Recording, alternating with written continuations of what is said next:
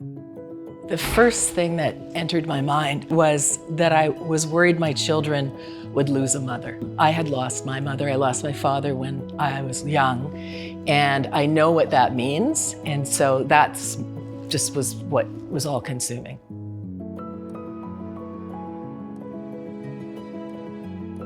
I was diagnosed, and I think it was right after that I started to write. And it was an almost weekly blog, sometimes every 2 weeks. And it just sort of every time I went through something to do with the process, I started posting it, and people were responding like crazy. And I was getting followers, like doctors in Brazil and just crazy stuff. So that kind of propelled me to continue. She'd, get me to read it once she was finished. Is this okay? Is this okay? Perfect. Perfect. Because I don't know what she's going through.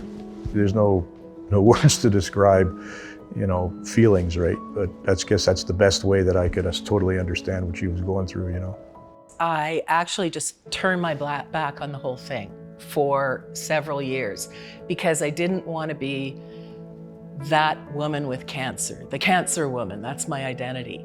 So I left it, I moved on.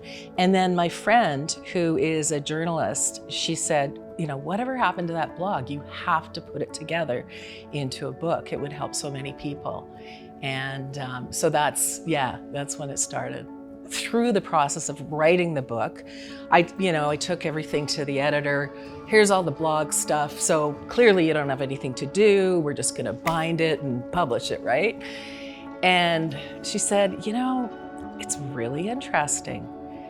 You didn't mention anything about your surgeries in any of these blogs.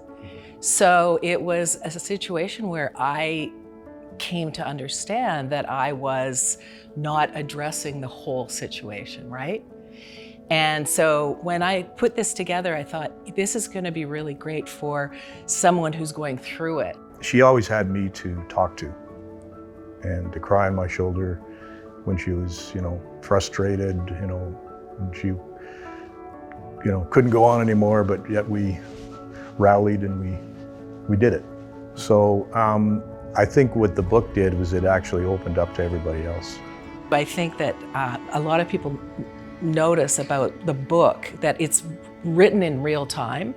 It's not cleaned up a lot. There's a lot of swearing, there's a lot of anguish, there's a lot of, all the emotions you go through.